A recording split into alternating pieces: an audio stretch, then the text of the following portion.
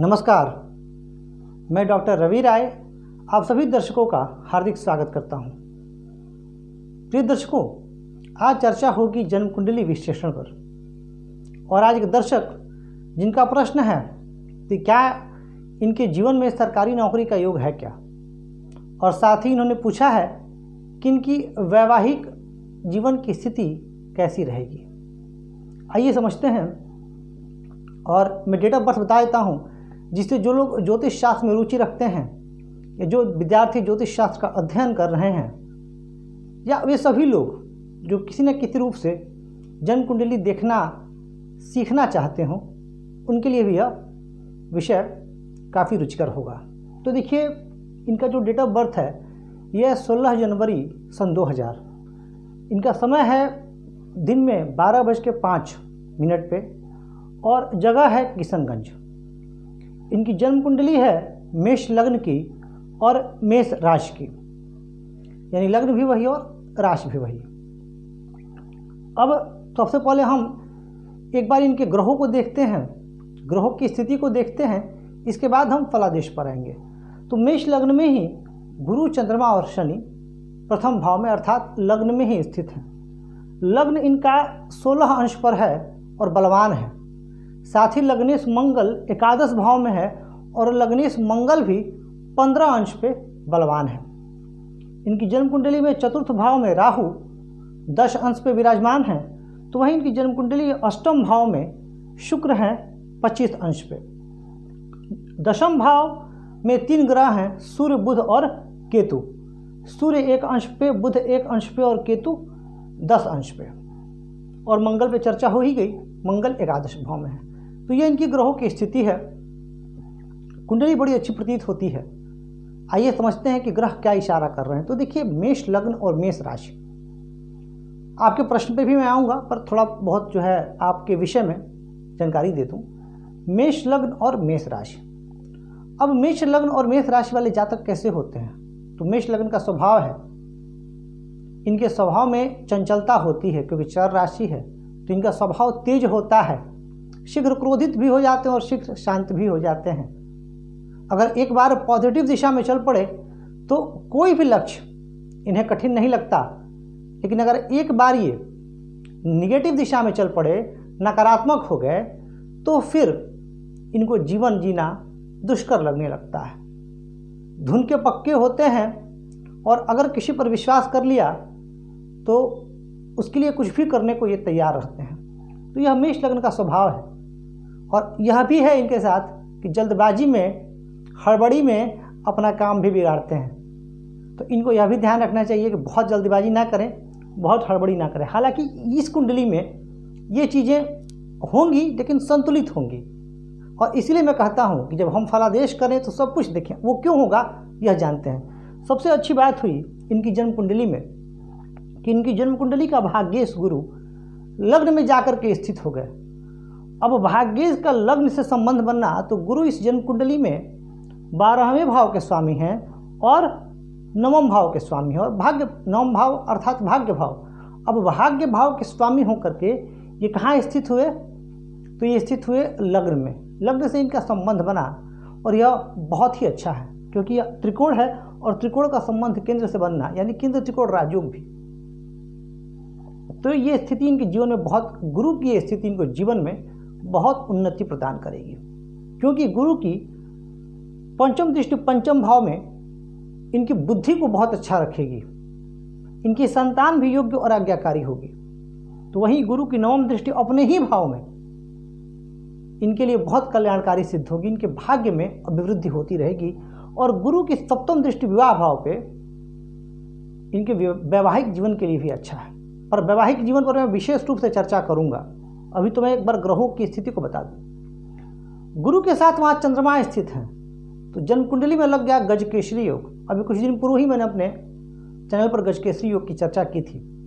और इस कुंडली में जो गजकेसरी योग है, बहुत ही अच्छा गजकेसरी योग है। क्यों? क्योंकि चंद्रमा स्वामी हो गए चतुर्थ भाव के और गुरु स्वामी हो गए 9वें भाव के, और यह योग बना लग्न में। और लग्न में यह योग बनने की वजह से गजकेसरी योग इस लग्न में बहुत अच्छा और श्रेष्ठ प्रभाव देने वाला होगा। साथ ही यहाँ शनि भी स्थित है। अब शनि आप अगर आपने नोटिस किया हो तो शनि यहाँ मेष राशि में है और इस राशि में शनि नीच के होते हैं, लेकिन शनि का नीचत्व तो भंग है और दो तरीक़ों से है। जानते हैं कैसे? सबसे पहले बता दूं कि शनि आपकी जन्म कुंडली में दशम भाव के स्वामी हैं और एकादश भाव के स्वामी हैं, और दशम और एकादश के स्वामी होकर के शनि आपके लिए कार्मिक क्षेत्र को भी संभाले हुए हैं और लाभ को भी संभाले हुए हैं कि आपके कर्मों से आपको कितना लाभ मिलेगा यह शनिदेव तय करेंगे। अब शनिदेव का नीच अवस्था में आना और नीचत्व भंग होना कैसे भंग हुआ, जरा सुन लीजिए। शनि की राशि में मंगल और मंगल की राशि में शनि, तो यहाँ पर ये जो परिवर्तन हुआ, इस परिवर्तन की वजह से शनि का नीचत्व भंग हुआ। शनि की राशि कौन है? कुंभ राशि है, और पर शनि कहाँ स्थित है? मेष राशि पे। मेष राशि किसका होता है? मंगल का होता है। तो मंगल की राशि में शनि है और शनि की राशि में मंगल है। दूसरा, मेष राशि में सूर्य उच्च के होते हैं और सूर्य इस कुंडली में केंद्र में विराजमान है। एक नियम यह भी है, हालांकि यह अनुभव सिद्ध नियम है। यह नियम कहता है कि जो ग्रह नीच राशि में है और वहाँ कोई ग्रह यदि उच्च का होता है, वह लग्न अथवा चंद्रमा से केंद्र में हो तो भी नीच भंग होता है। तो एक नियम जो है यहाँ भी स्टैब्लिश हो रहा है। शनि 16 अंश पे है, अंश के मामले में शनि ठीक है, यानी शनि का नीच भंग हुआ। पर मैं आपसे बार बार कहता हूँ कि नीच भंग राजयोग का अर्थ क्या है? यानी वह राजयोग जो हमें संघर्षों के बाद कठिनाई दे। यानी नीचभंग राजयोग में जिनका जन्म होता है उनको अपने जीवन की शुरुआत नीचे से ही करनी पड़ती है। तो ये नीचभंग राजयोग आपको यह इशारा कर रहा है कि आपको अगर नौकरी में छोटी नौकरी से भी, क्योंकि हैं आप बहुत एम्बिशियस, महत्वाकांक्षी हैं आप और ज़बरदस्त महत्वाकांक्षी, क्योंकि जन्म कुंडली में वैसे योग हैं, लेकिन इशारा क्या कर रहे हैं ये ग्रह आपसे, कहना क्या चाहते हैं कि यदि आपको नौकरी की शुरुआत छोटी नौकरी से भी करनी पड़ी, हालांकि मैं किसी काम को छोटा नहीं मानता, लेकिन फिर भी अगर आपके मन लायक नौकरी ना मिले तो भी आप उस नौकरी से अपने जीवन की शुरुआत कर लें, यह नीचभंग राजयोग यह कह रहा है। और धीरे धीरे फिर आप ऊंचाई की तरफ अग्रसारित होंगी।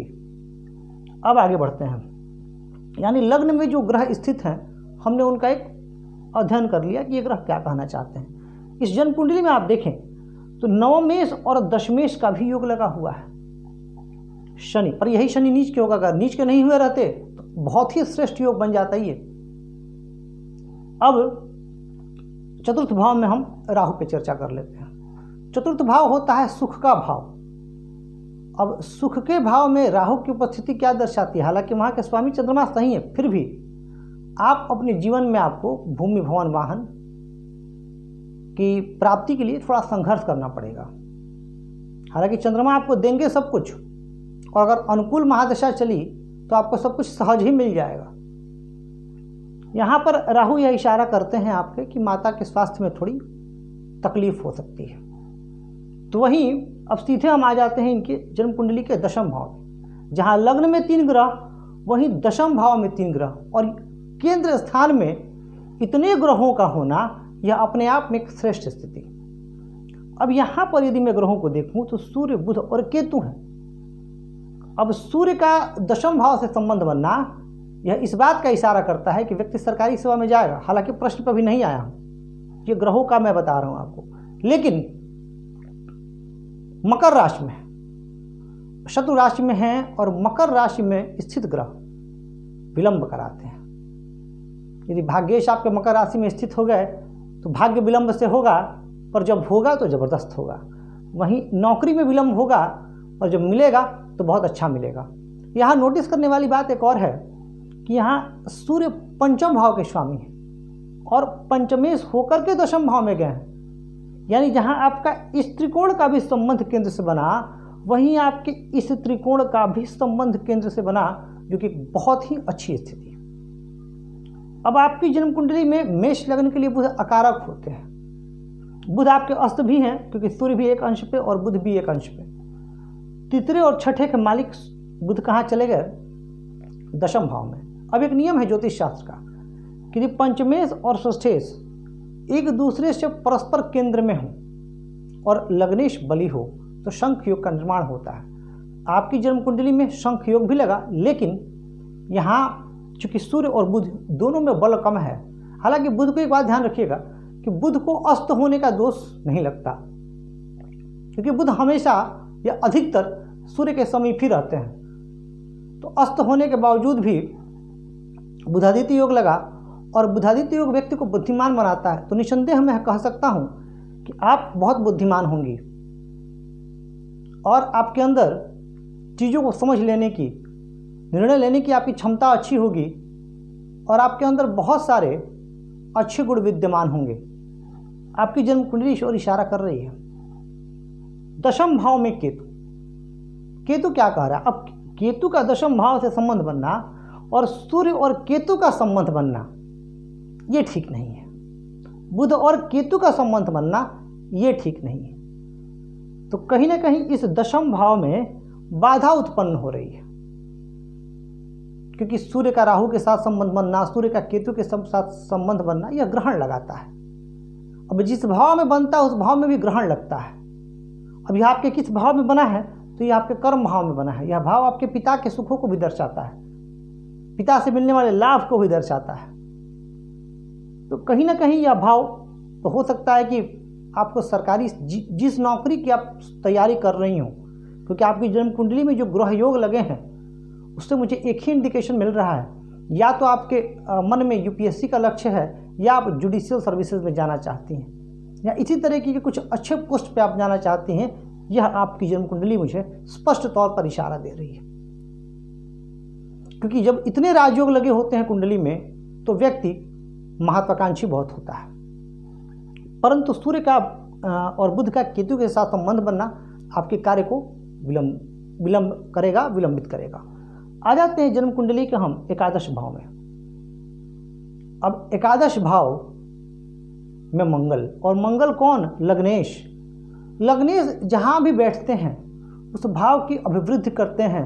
तो आपकी कुंडली में भी लग्नेश लाभ भाव में गए, यानी आप अपने जीवन में जो भी करेंगी, जो भी आप अध्ययन करेंगी, जहाँ भी अपना समय देंगी, वहाँ से कुछ ना कुछ आप लाभ लेंगी, क्योंकि आपका व्यक्तित्व जो है लाभ से जुड़ा हुआ है।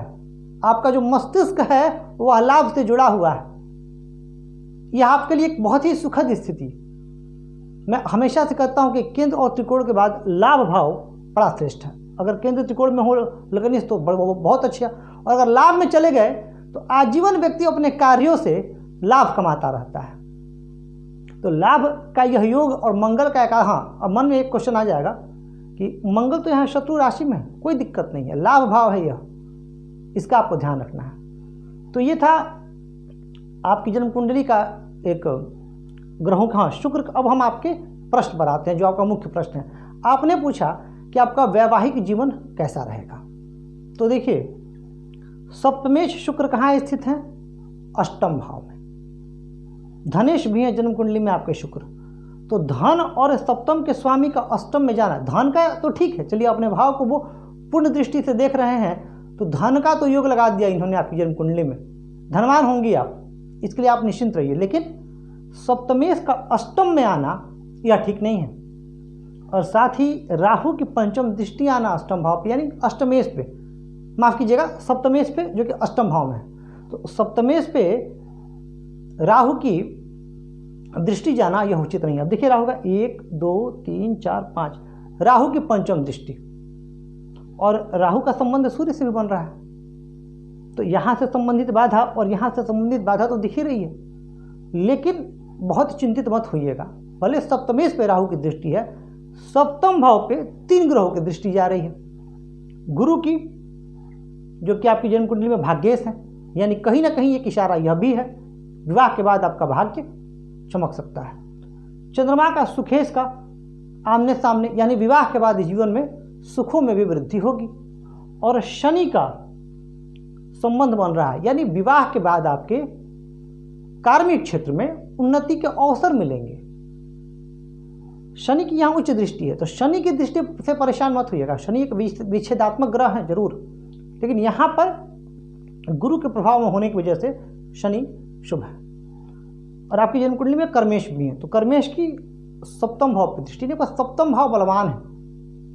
तो यदि आप नौकरी करती हैं तो बहुत अच्छा, यदि आप व्यवसाय भी करना चाहें तो शुक्र का उपाय करने के बाद आप व्यवसाय भी कर सकती हैं और व्यवसाय में भी आप सफल हो सकती हैं, क्योंकि सप्तम भाव आपका बली है और व्यवसाय विचार इसलिए कि दशम से यह भाव दशम आता है। तो वैवाहिक जीवन आपका ठीक रहेगा, लेकिन चूंकि आपकी राशि मेष है, जल्दबाजी में कई बार बिना सोचे समझे बोल देना, कई बार अकारण क्रोध कर देना, कई बार मूडी हो जाना, इन्हीं चीज़ों से आपको बचना है। और एक और चीज़ है, इसको अन्यथा नहीं लीजिएगा आप, लग्न में गुरु जब स्थित होते हैं तो व्यक्ति को थोड़ा महत्वाकांक्षी तो बनाते, मैंने कहा महत्वाकांक्षी के साथ साथ कई बार व्यक्ति को डोमिनेटिंग बना देते हैं। गुरु कौन है? गुरु ज्ञान है, और जब व्यक्ति में ज्ञान हो जाता है तो व्यक्ति को लगता है कई बार कि जो मैं कह रहा हूँ वह सही है। अब ज्ञान आप में है, पर जल्दबाजी में कई बार आप सही और गलत में भेद नहीं कर पाती और जो मन में आता है बोल देती हैं। तो इस चीज़ को थोड़ा सा आपको काबू करना है। बाकी बहुत बढ़िया है आपका, बस थोड़ा सा सप्तमेश की जो अष्टम भाव फिर भी ठीक है, शुक्र है यहाँ पर। शुक्र आपके अष्टम भाव में स्थित होकर के आपको गुण विद्याओं की तरफ भी आपकी रुचि जागृत कर सकते हैं। अब आगे बढ़ते हैं, हम जानने का प्रयास करते हैं आप में सरकारी नौकरी का क्या योग है। तो देखिए, एक बात सिंपल शब्दों में कहूँ तो जब दशम भाव में सूर्य होते हैं तो व्यक्ति किसी न किसी रूप में सरकारी सेवा में जाने के लिए प्रयास करता और जाता भी है। आपको यहाँ सूर्य से संबंधित उपाय करने हैं और शनि की मतलब शनि को आपको बल देना है, और वह बल रत्न वगैरह से नहीं, पूजा पाठ से आपको देना है, रुद्राक्ष से देना है। तो शनि को आप बल दीजिए, सूर्य आराधना कीजिए, सूर्य भगवान की जितनी आप पूजा कर सकें वो कीजिए। तो यह आपकी जन्म कुंडली में आपकी सरकारी नौकरी के लिए सहायक सिद्ध होंगे। और अब आ जाते हैं आपकी वर्तमान दशा पर। तो अभी आपकी वर्तमान महादशा मंगल की चल रही है, और मंगल की यह दशा आपकी 1 अगस्त 2020 से चल रही है, जो कि 1 अगस्त 2027 तक चलेगी। अब मंगल की यह महादशा, मंगल आपके लग्नेश हैं, लग्नेश की महादशा, और मंगल आपके अष्टमेश भी हैं, लेकिन लग्नेश को अष्टमेश होने का दोष नहीं लगता।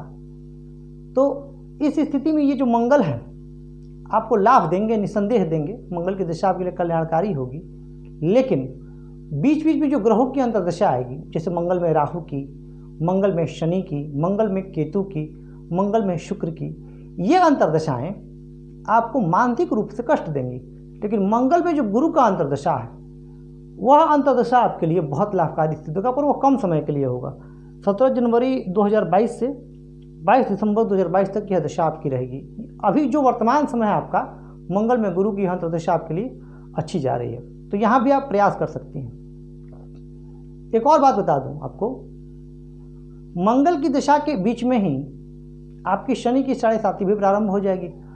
शनि अभी वर्तमान में मकर राशि में संचरण कर रहे हैं और 29 अप्रैल को वो कुंभ राशि में आएंगे, और पूर्ण रूप से फिर वापस पुनः मकर में भी आएंगे, और पूर्ण रूप से 17 जनवरी 2023 से वो कुंभ राशि में आएंगे।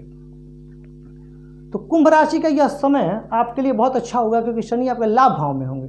तो लेकिन वो जब 2.5 साल बीत जाएगा, यानी 2025 के अप्रैल के बाद से, अभी एग्जैक्ट नहीं बता रहा हूँ आपको, अप्रैल के बाद से आपकी शनि जब आपकी राशि से द्वादश भाव में जाएंगे, उस समय आपकी 7.5 चलेगी, और 7.5 के साथ साथ ही उसी समय जब मंगल की दशा समाप्त होगी तो आपकी राहु की दशा प्रारंभ हो जाएगी। और यह राहु की दशा आपको मानसिक तौर पर परेशान करेगी, क्योंकि राहु चतुर्थ में है, हालांकि कर्क राशि में है, फिर भी आपको मानसिक तौर पर यह दशा बहुत तंग करेगी। और शनि, तो उस समय के लिए आपको प्रिपेयर रहना होगा। बाकी आपकी जन्म कुंडली में सूर्य, गुरु और मंगल तीनों ग्रह वर्गोत्तम है। अब सूर्य पंचमेश, गुरु नवमेश और मंगल लग्नेश, यह बहुत रेयर होता है। यह मैं सत्य कह रहा हूँ, यह बहुत रेयर होता है कि किसी की कुंडली में लग्न का स्वामी यानी लग्नेश भी वर्गोत्तम हो जाए, पंचमेश भी हो जाए और नवमेश भी हो जाए।